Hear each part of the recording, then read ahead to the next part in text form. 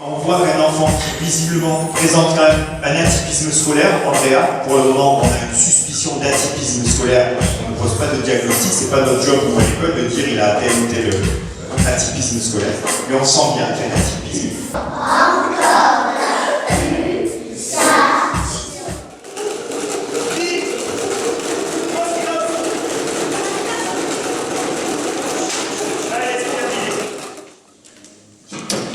On va maintenant passer au chant. Alors, il faut dire qu'on a poussé nos projets. Alors, les projets de chant avec Emmanuel et Dominique vont quand même assez loin pour des classes de maternelle et de lycée. C'est un exercice qui nous paraît super intéressant dans la rigueur et la capacité, le développement de la capacité attentionnelle. Voilà. Donc, on a fait des projets avec des instruments et du chant. Un projet tantôt l'autre, un projet où ils chantaient et ils jouaient en même temps. On peut arriver dans une nouvelle ère où l'enseignant dit « Moi, je n'ai pas la compétence musicale. En revanche, moi, je veux bien que l'expert, il mette en œuvre mes idées, il me dise quelle est la capacité de faisabilité, le degré de faisabilité de ce projet, jusqu'où on peut le mener, et qu'on essaie d'y aller. » Et ça, je trouve ça super intéressant. On parle de musique avec David, c'est bon. Donc, ils sont dans une zone de confiance, vous êtes d'accord, vous voyez ce que je veux dire? Et donc je faisais mes modèles, ils répètent, etc. On apprenait le truc. Et à un moment donné, je vois qu'Eliane le maîtrise. Et d'expérience, je sais que le modèle de l'enfant est toujours plus actif.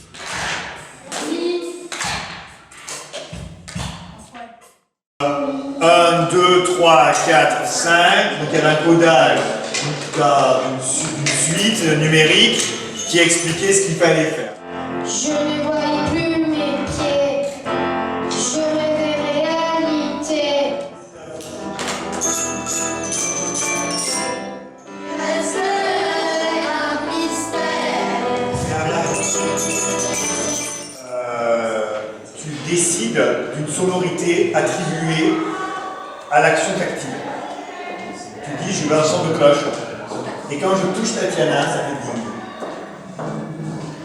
Il y a des recherches qui montrent que les pratiques artistiques, et en particulier la musique, sont très utiles pour les enfants en difficulté d'apprentissage. De créer une multidisciplinarité, donc en sachant qu'on avait besoin de créer des outils concrets pour les enseignants. Alors les acteurs, c'est du monde de la santé, neurologique, de la santé, scientifique, pédagogique et artistique. C'est être diffusé comme une illustration du Canva. En même temps, en Belgique, il y aura des illustrations du Canva.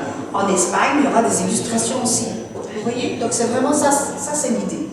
Il y a un livre aussi qui est en préparation pour les orthophonistes et un autre livre qu'on est en train d'élaborer avec José Antonio sur la participation, un livre destiné aux enseignants. Oui.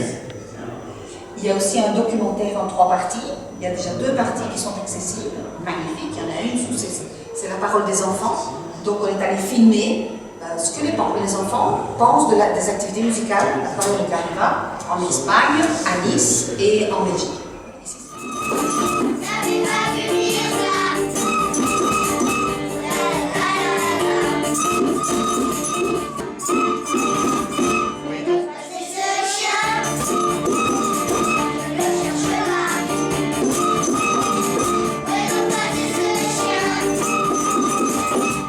Avec pas grand chose, on pourrait travailler avec des seaux qu'on récupère à la cantinière. Là, l'autre fois, on a eu l'idée de récupérer les grosses boîtes de conserve là. Un bouchon de champagne avec une baguette chinoise, ça fait la maillotche et ça fait un boom qui est super. Avec pas grand chose, on va faire du rythme, on va faire des notes. Voilà. L'idée, c'est ils ont joué une note.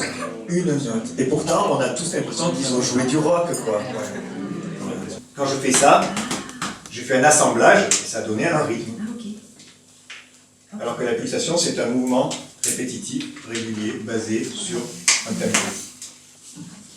Donc Daniele, pour ceux qui le connaissent, c'est Daniele Schoen, je ne le présente pas, et pour ceux qui ne le connaissent pas, il est chercheur, directeur de recherche à l'INSERM, il travaille beaucoup sur les questions de la musique, du cerveau, et aujourd'hui, quand j'ai annoncé qui étaient les participants, et nous souhaitions l'inviter avec Emmanuel et Dominique, il a tout de suite eu l'idée de parler d'un autre sujet qui sont que les sujets que nous connaissons, tels que musique et cerveau. Et là, on est sur un thème qui est plus précis, qui est la prédiction du cerveau. Voilà. Disant, mais alors là, quand je suis en train de le faire, il savait déjà que j'allais le faire. Mais je vais vous présenter mes recherches, mais sous un nouvel angle en fait, sur lequel je travaille depuis pas très longtemps. C'est la même chose, mais vu d'un point de vue différent. Comment fonctionne un cerveau? Si quelqu'un vous dit qu'il pense savoir comment fonctionne le cerveau, c'est que c'est pas un vrai scientifique. Et les scientifiques ne savent pas comment fonctionne le cerveau. On a des connaissances sur certaines choses, certaines propriétés du cerveau, mais on ne sait pas comment ça. C'est un objet qui est beaucoup plus complexe. Moi, je me confrontais récemment avec un collègue, un grand physicien théorique, et qui travaille sur la théorie de la relativité d'Einstein et la mécanique quantique. Il essaie de unifier ces deux approches-là. Je dis, oh, bah, ça c'est facile par rapport à toi avec ton cerveau là. C'est vraiment quelque chose de difficile. Alors, ce qui est intéressant, c'est que quand les choses sont difficiles, les scientifiques ils essaient de s'inspirer d'une métaphore.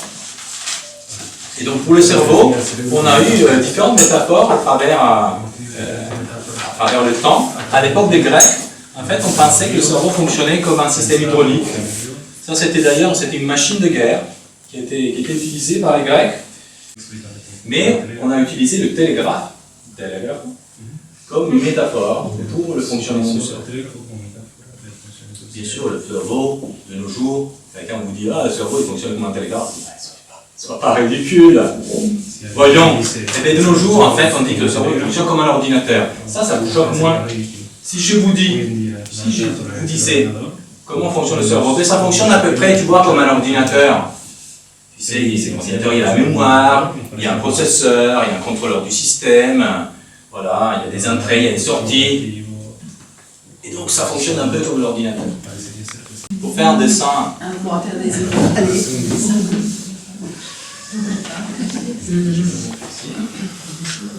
Et donc, je vais vous demander de dessiner un billet de 20 €.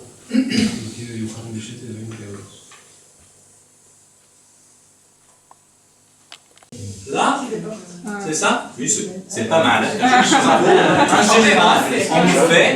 général, on fait ça. Et après, c'est la panique. Alors, on fait ça. Et après, il y en a qui font un petit truc à côté, ou alors qui font un truc ici, un truc, une bande comme ça. D'ailleurs, on n'y est pas, mais sur le côté. Et bien, c'est ça, la mémoire, en fait, c'est pas quelque chose qui est stocké. On n'a pas de souvenirs qui sont sauvegardés comme sur un disque dur. Au bout d'un certain nombre de cycles, en fait, ils vont commencer à communiquer, à interagir, et ils vont se synchroniser. On va voir si ça marche.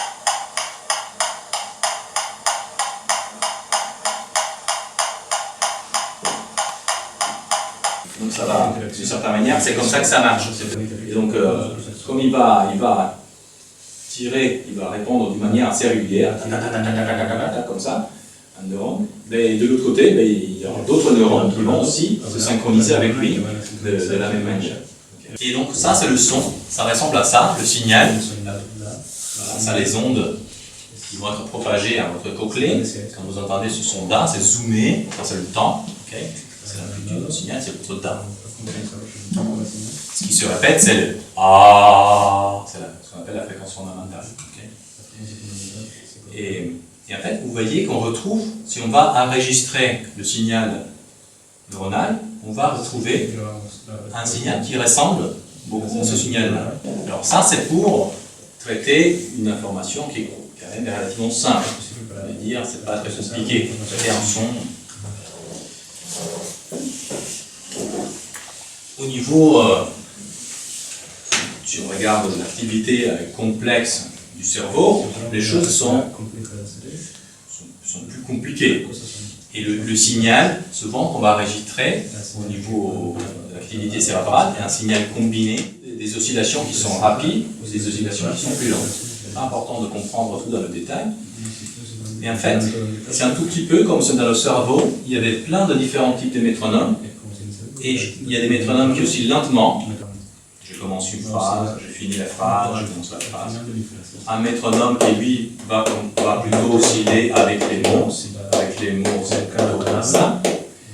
Et un autre métronome qui, lui, va osciller plutôt avec les syllabes. Avec les syllabes. ta, avec les syllabes. Je m'appelle Daniel, ta, ça c'est les syllabes. Il y a un autre métronome un peu plus rapide qui lui va osciller avec la fréquence fondamentale qu'on a vu tout à l'heure, sans oscillation, etc. Un autre encore plus rapide qui va osciller pour décoder les consonnes, etc.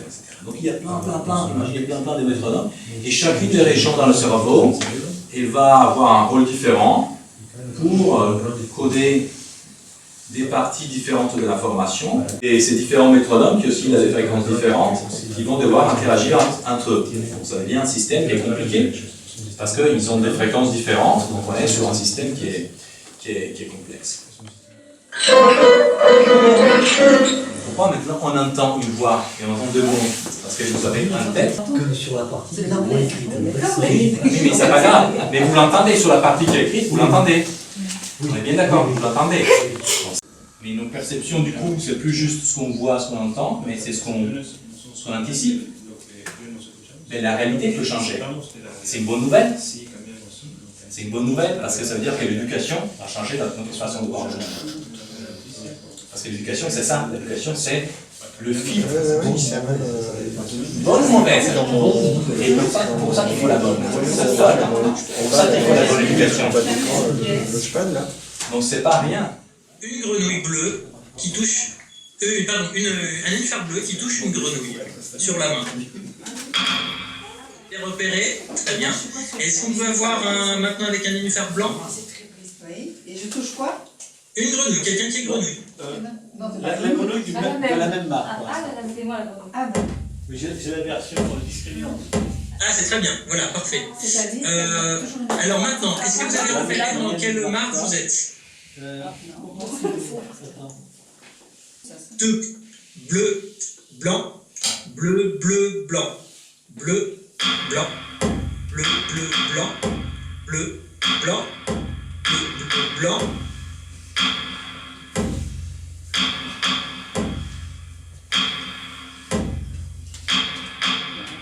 Ok. Et est-ce que maintenant dans l'autre mare on peut faire la même chose? Non. Mais c'est pas bleu, blanc, bleu, bleu, blanc, c'est bleu, bleu, blanc. En tant que chercheur, je pense qu'il y a plusieurs aspects. Un aspect qui est de mieux définir qu'est-ce qu'un trouble 10. En fait, il n'y a pas un seul trouble 10. C'est souvent des troubles qui sont composites. Et donc la recherche permet de mettre au point en fait, de tests qui permettent de caractériser, de faire un peu ce qu'on appelle maintenant la médecine personnalisée, donc de considérer les différences interindividuelles. Donc chaque enfant ou chaque personne avec trouble peut être effectivement identifié avec ses propres caractéristiques et pas juste mis dans une catégorie avec plein d'autres enfants. Donc ça c'est un aspect qui est très important. Donc plutôt on va dire pour poser un diagnostic personnalisé.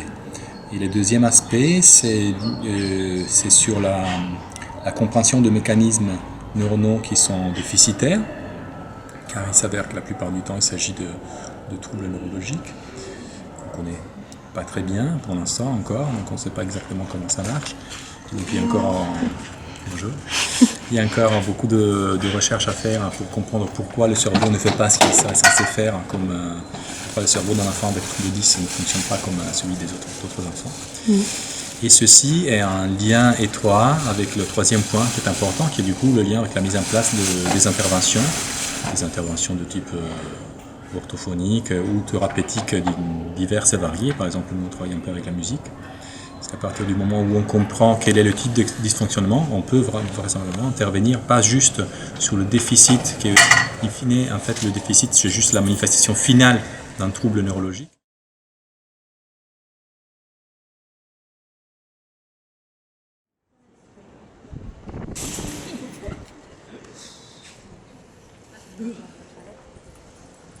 C'est grand, hein?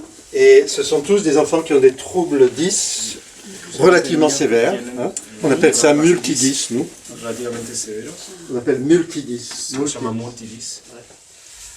Dans des classes ordinaires. Donc, j'ai des enfants qui arrivent d'autres écoles pour être spécialement dans cette classe-là, parce que souvent ils ont une notification justement Ulysse, mais c'est vrai que les parents peuvent être confrontés à ce choc, c'est-à-dire qu'ils sont en classe ordinaire et puis on leur donne d'un coup donc une notification Ulysse. Ça veut dire, juste pour les Belges, notification Ulysse, ça veut dire passage par la case handicap. C'est ça. Ça veut dire que tant qu'on n'a pas ça, tant qu'on n'a pas l'étiquette handicap, on n'a pas le droit d'entrer dans des classes spéciales de l'éducation nationale. C'est la même chose en Belgique. Il faut passer par le PMS, avoir un diagnostic. Et beaucoup de parents ne veulent pas mettre l'étiquette handicap. Ils étaient en souffrance finalement dans ces classes-là et on les voit toujours. Je disais au docteur Habib que j'ai reçu hier une famille, donc la petite est en CE2 cette année, donc dans une école du diocèse, et en fait elle a ce genre de trouble, mais pas grand chose est mis en place en fait pour l'aider, donc les parents là vraiment ont besoin d'aide. Ils me disaient on se sent seul, donc j'essayais de leur dire mais vous n'êtes pas seul, donc je les ai mis en contact avec d'autres familles d'ici. Et donc voilà, on sent vraiment des gens en souffrance face à ces troubles-là. Et donc quand ils se retrouvent dans cette classe-là, j'ai des familles, donc je le racontais aussi au docteur Habib, qui nous remercient, j'ai même eu des parents qui avaient les larmes aux yeux, qui nous remercient de redonner un peu le goût et le courage voilà, d'être là à l'école, à ces enfants, qui sont notifiés donc, par la MDPH, dans cette classe-là, donc qui est tout le temps dans la classe. Donc elle va pouvoir vous donner des explications. Là, j'étais en train juste d'expliquer les emplois du temps. Et puis... Tout le monde, le rôle de l'AVS dans la classe, parce que l'AVS, elle est désignée pour accompagner des enfants qui ont justement ce statut de handicap, qui ont acquis ce statut de handicap. Or, dans la classe, il y en a quelques-uns qui l'ont et d'autres qui l'ont pas. Et l'AVS va accompagner uniquement, normalement, ceux qui relèvent du handicap. Mais évidemment, les autres en bénéficient. Pour l'unité de classe. Là, la différence, c'est qu'en fait, c'est chaque enfant qui a le droit à une quotité de temps de présence d'AVS. Les enfants qui ne bénéficient pas, et moi je trouve ça intéressant, ils ont acquis le statut, ils ont comme un bénéfice, le statut de handicap. C'est comme si c'était un droit, enfin, et donc du coup un avantage. Et ils vont prêter, ils vont concéder que leur temps d'AVS, ça ne sera pas égoïstement que pour eux, ça sera aussi pour les autres camarades de la classe qui eux ne bénéficient pas de ce statut. Mais ça se fait pas dans le en Ulysse, c'est pas du tout comme ça que ça se passe. L'AVS, elle est là. C'est pas réglementaire. L'AVS, elle est pour toute la classe en Ulysse, et dans les classes ordinaires, elle est pour un enfant en particulier. Quand elle intervient pour d'autres, il ne faut surtout pas le dire.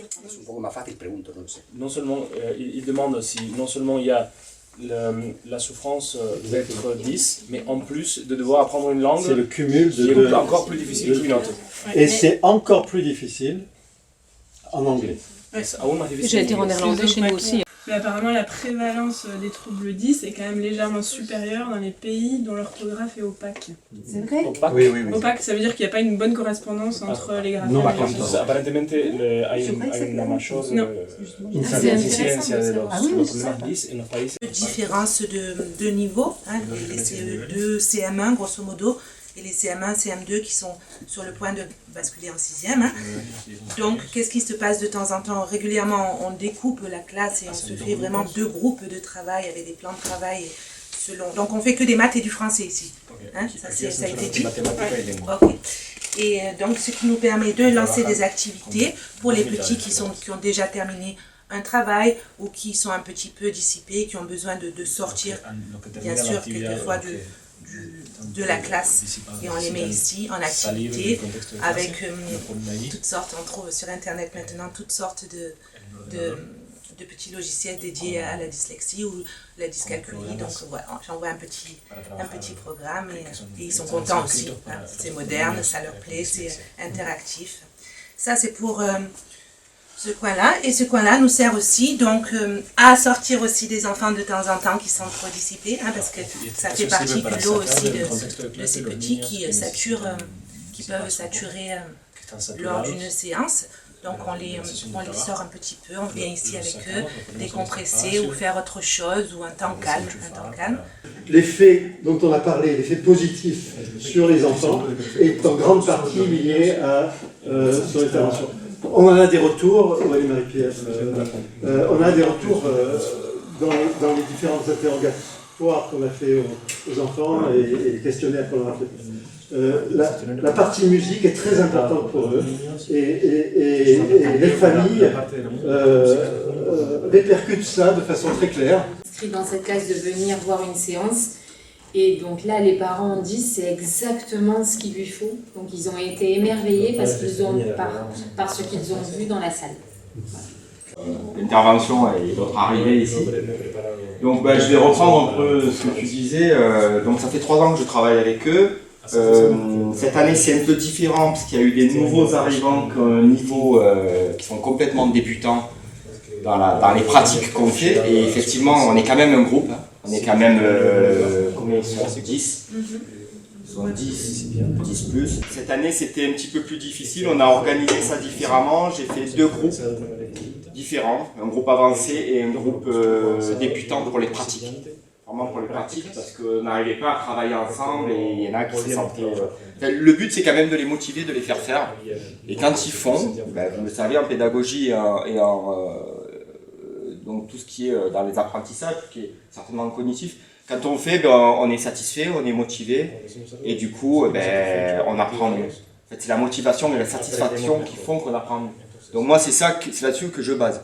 C'est pas tellement sur les pratiques de lecture de notes, etc. Parce que ça, c'est une simple gymnastique. Hein. Mais après, dès qu'on arrive à pratiquer ensemble quelque chose, être satisfait de ce qu'on fait, on arrive à se sentir mieux dans sa peau, à avoir de la confiance et peut-être à travailler mieux ailleurs. Outre, je pense, les fonctionnements cognitifs, il y a aussi la satisfaction. Donc voilà. De la lecture de rythme à 2 hauteurs, ce que j'appelle ça à 2 hauteurs, donc c'est grave aigu. Donc, je l'écris et il déchiffre avec ce genre d'instrument comme celui-là, un bobo. D'accord, ça c'est pour jouer à 2 hauteurs. Donc ça fait un double exercice à la fois rythme et hauteur. Après on fait de la lecture de notes plus du rythme. Donc blanche, noire, soupir, croche. Tout ça c'est à vue. C'est aucun travail à la maison, aucune mémorisation, c'est que de la lecture à vue. Hein. Je vais vous montrer un exemple après. La perception du coup, c'est plus juste ce qu'on voit, ce qu'on entend, mais c'est ce qu'on anticipe. Mais la réalité peut changer. C'est une bonne nouvelle. C'est une bonne nouvelle parce que ça veut dire que l'éducation a changé. 2 heures de musique par semaine.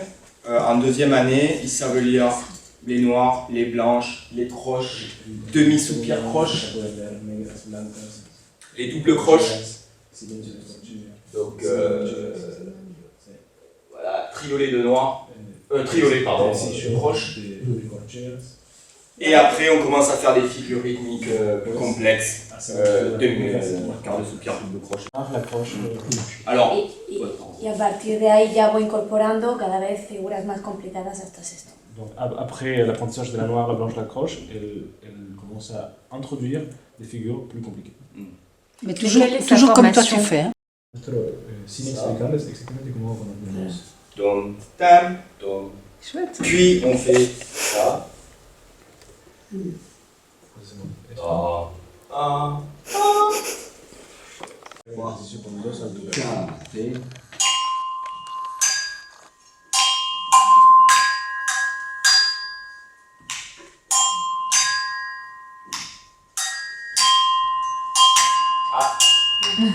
Ja.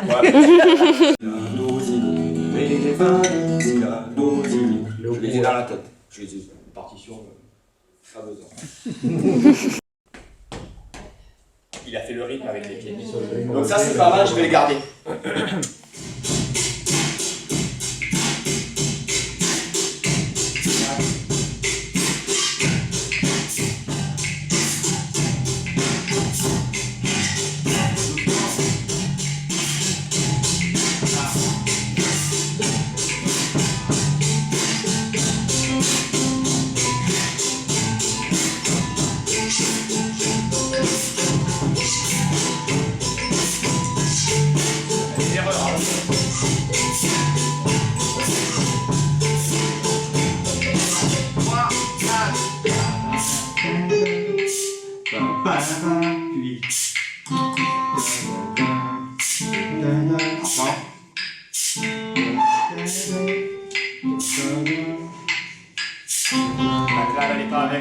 1, 2, 3, 4.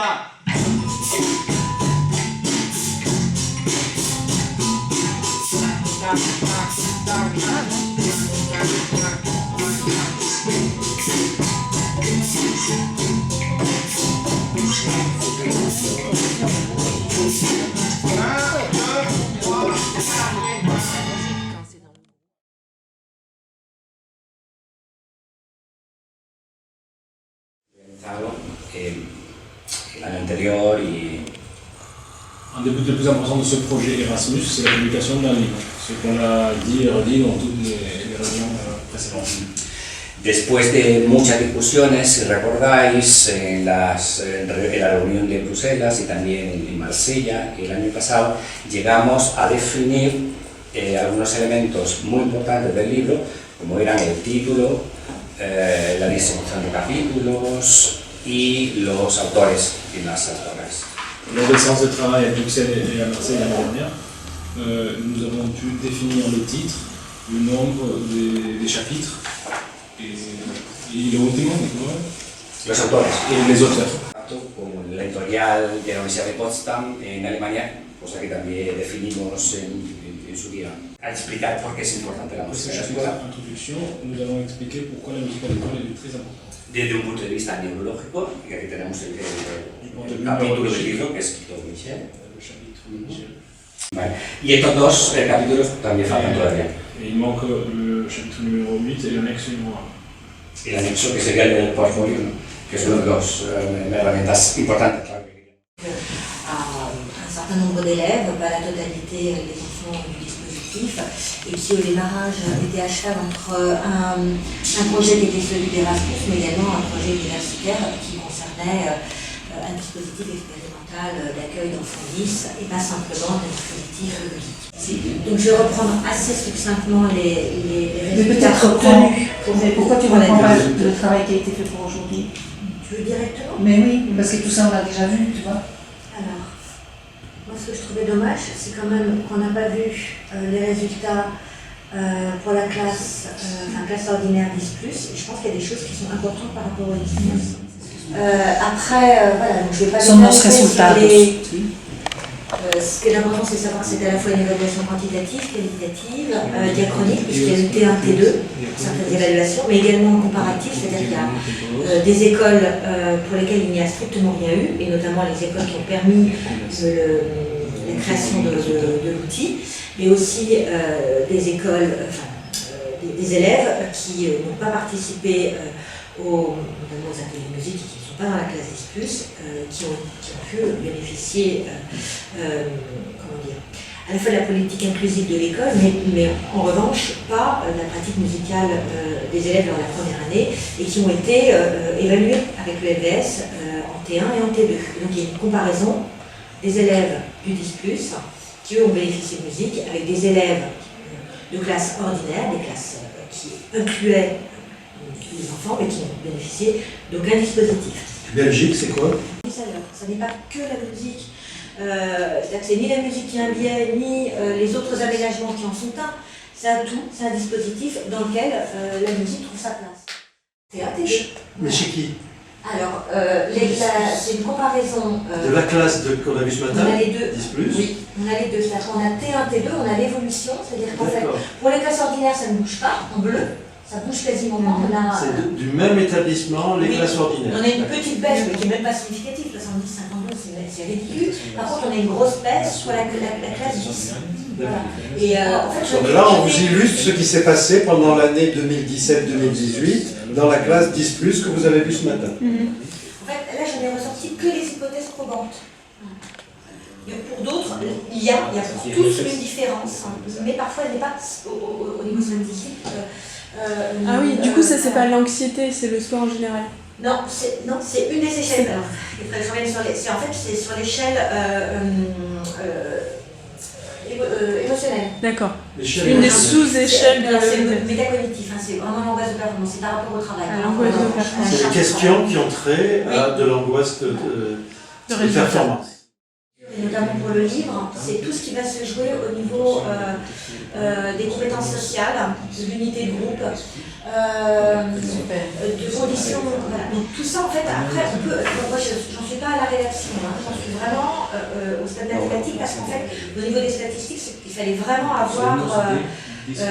Épurer et récupérer que les données qui étaient en termes de variance. Et tu montres la même courbe pour... Là, on est sur du socio-affectif, et donc là, on a une énorme diminution de l'inconfort scolaire. En fait, au démarrage, c'est une échelle de souffrance scolaire.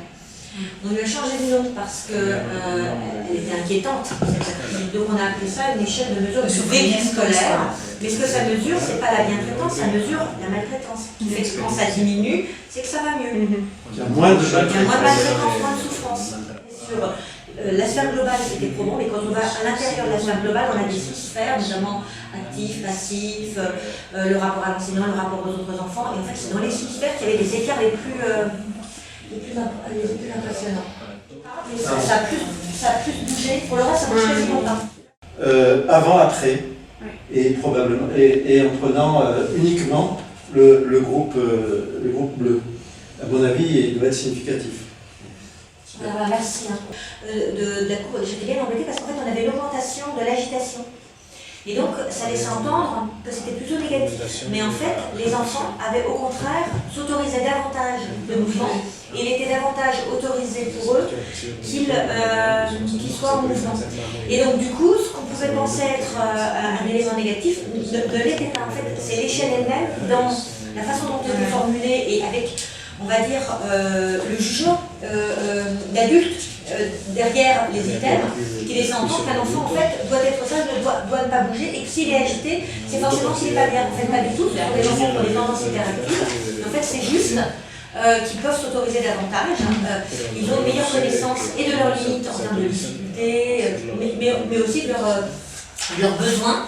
Et la possibilité de communiquer leurs besoins, et le besoin de motilité n'est plus, on va dire, réfréné au prix de peut-être être en difficulté d'apprentissage, mais va être dosé, géré, de telle façon qu'à des moments, ils pouvaient effectivement se libérer. Et dans les entretiens, ils pouvaient expliquer, quand on se retient en classe d'inclusion parce qu'on est dans le grand groupe et qu'on n'a pas la possibilité de bouger, ou on n'a pas de matériel, ou il n'y a pas effectivement la même tolérance, indulgence de l'enseignant, et du coup, on s'excite plus quand on est quand on redescend.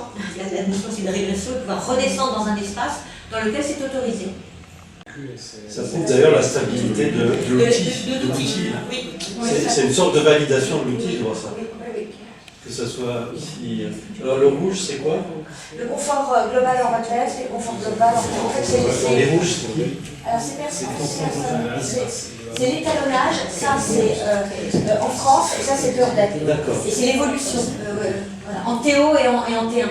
En T0 et en T1. Ah, ça c'est le En fait, c'est très très proche. Tu n'as pas fait T0 et T1 comme de... Non. De références et sur lesquelles on pouvait effectivement discuter suite à ces résultats. Mais, voilà. Et puis ensuite, voilà, ça c'est un petit peu le résumé de ce qu'on peut effectivement aller chercher du côté de la théorie et de ce qui se joue notamment au niveau de l'intelligence collaborative. Alors là, c'est la dernière chose. C'est une analyse en fait lexicographique des interviews des enfants. En fait, les enfants ont été interviewés. La question elle est quand même large. C'est là comment vous vivez les choses, comment vous vivez le dispositif, qu'est-ce que vous pensez de ce qui se joue là pour vous. Donc, ce qui revient le plus, c'est musique. Le premier instrument qui va arriver, c'est piano. Ensuite, on a chanson, guitare, instrument, batterie, chanteur, solfège, qui arrive quand même assez vite, je trouve. Flûte, morceau, groupe, partition, touche, accord, mélodie, accordéon, chant, mixage, clavier, violoncelle, jazz, octave, trompette. On a utilisé une étude qui donne, qui répertorie les mots selon la balance agréable et désagréable. Voilà, donc c'est ce qu'on appelle la norme UMOVA. Donc Levaux, c'est le docteur Levaux, donc c'est la personne qui a créé le logiciel de reconnaissance, qui a d'ailleurs fait ça avec moi. Voilà. Et puis les autres chercheurs du labo Et donc il a été établi qu'un certain nombre de mots avaient des valences désagréables et d'autres des valences agréables. Alors là, on pourrait remettre les mots, hein, mais là, ce qui est surtout intéressant, c'est que la prévalence des mots agréables sont extrêmement représentés comparativement aux mots à valence désagréable. Ah, triste, il est considéré comme à valence neutre ou pas? Oui. Ouais. Calme aussi. Alors, mal, on pourrait effectivement faire une liste, pas mal, hein, ouais. Pour, voilà.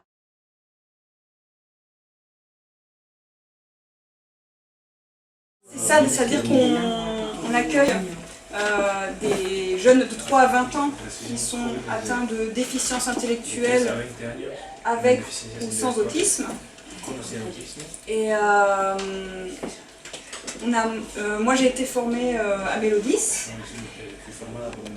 Et depuis l'année dernière, Danae, l'éducatrice, et moi, orthophoniste, on a monté donc un atelier rythme, qu'on a appelé rythme, pour 3 enfants, donc qui ont ils sont scolarisés et ils viennent ici pour des séances de psychomotricité, d'orthophonie, de psychologie, des séances éducatives. Voilà, et donc on a adapté ce que j'avais appris dans la formation Mélodis pour cet atelier, pour ces enfants qui donc ont des difficultés à faire 2 choses à la fois, beaucoup. Dans la double tâche, c'est difficile pour eux. Des difficultés de compréhension des consignes aussi. Donc vous allez voir, on a des pictos, on simplifie les consignes, on monte beaucoup. Voilà, donc il y a une adaptation pour tous ces... pour le cadre déjà. Et puis après, c'est vrai qu'on leur propose souvent un axe de travail à la fois, parce que c'est difficile pour eux de tout combiner en fait. C'est aussi un moyen de communication alternatif. Et il y a des signes et des pictogrammes. Alors Enzo, qu'est-ce qu'on fait? Voilà. On va s'installer pour se dire donc, bonjour. on a une activité pour dire bonjour. Allez. Bonjour Enzo, bonjour Dalmatien, bonjour Maïe, bonjour Christian, bonjour Danae. Voilà. Donc là, on a terminé, on retourne notre picto. C'est vous qui le faites ou c'est les enfants? C'est les enfants, ils ont c'est chacun leur tour, ils ont un petit programme de couleurs pour savoir que c'est à eux. Et ensuite, on commence toujours par écouter la musique. Alors avec eux, simplement on leur demande de s'allonger déjà et d'être calme. Voilà. Il y en a un qui est caché sous la table.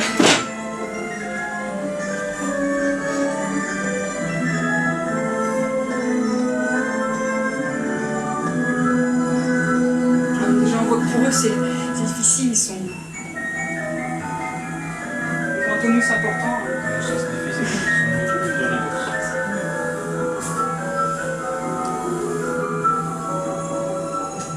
Voilà. Donc ici, écouter la musique, c'est fait. Et on a un premier jeu en musique. Il faut taper la pulsation sur Queen. Voilà. Donc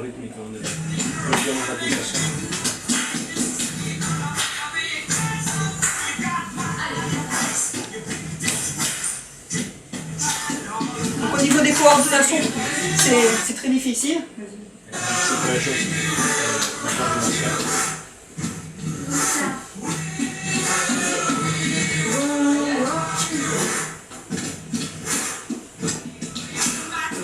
Donc là, simplement, ils vont être en imitation de ce qu'on fait.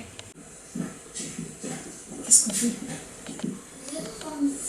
Voilà, un jeu en musique. On va commencer par... Donc là, on est sur long et court. On l'a déjà fait, mais on reprend en motricité globale là.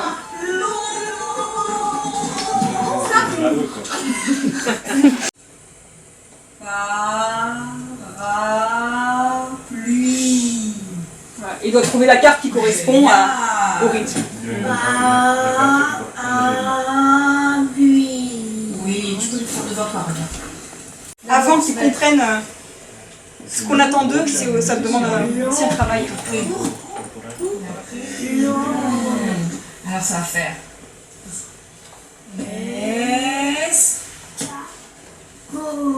Ouais, super Enzo. Mailleux. C'est quoi celui-là? Il les manipule eux-mêmes.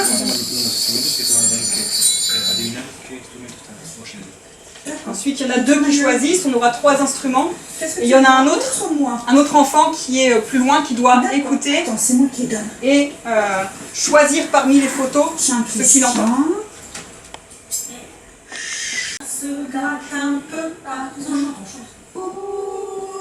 Et lui, il y a toujours un temps de latence, donc il a encore le doigt sur la bouche alors qu'il chante. Ça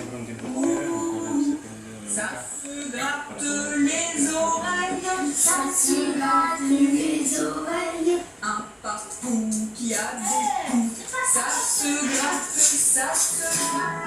Voilà. Ça c'est chanté. Et on finit par un temps aussi où il s'allonge à nouveau pour engrammer un peu ce qui s'est passé pendant la séance, faire un retour au calme avant de repartir. Et on a prêt. Au revoir. Il faut toujours mettre beaucoup d'exagération dans le corps, attendre longtemps avant qu'on soit synchronisé dans le rythme, la pulsation.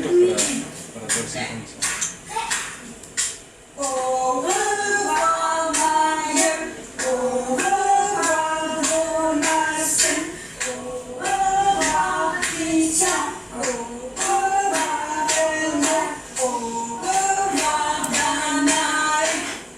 Au revoir. Les interactions sociales, ça les avait bien motivés. Et puis, en fait, on a eu... alors on sait bien que nous, c'était qu'1 heure par semaine, qu'il n'y a pas que ça, ça fait partie de leur projet individuel. Donc on travaille tous à leur progrès, donc on sait pas, on n'est pas sûr, enfin c'est sûr que c'est pas que nous qui les avons fait progresser, mais au niveau du langage, il y avait des gros progrès, notamment pour dire les prénoms, parce que c'est vrai que même les prénoms c'était pas intelligible au départ, et le fait juste de se dire bonjour, au revoir à la fin, ça vient tout seul, et il y avait une généralisation qui a été spontanée au dehors. Ils ont l'an dernier, on avait beaucoup travaillé sur le avant, après, mais même en musique, et les enfants utilisaient spontanément aussi. Voilà, ça nous permettait aussi de travailler sur l'attention, le temps qui passe aussi. C'est que c'était très difficile de synchroniser notre département. Et elle, ce qu'elle a inventé, qui est génial, c'est un chouchou géant. C'est-à-dire, c'est un grand élastique, donc il est recouvert comme un chouchou, si tu veux. Ouais. Et alors, donc elle faisait tenir tous les enfants le chouchou. Et alors, ils suivaient plus facilement. On le tient ensemble. On le tient ensemble, voilà. Et comme ça, même si un il rate, c'est pas grave, il est porté par les autres. Sans le mouvement des autres. Voilà, exactement. Et donc, pour avoir cette... Et ça leur permettait de capter l'attention. D'accord. Se mettre en synchronie, en fait l'idée c'est que les 3, puisqu'il y en avait 3 là, puissent être en synchronie dans leur battement. Déjà, si un arrive individuellement, pour vous c'est une réussite. Sur la musique, oui.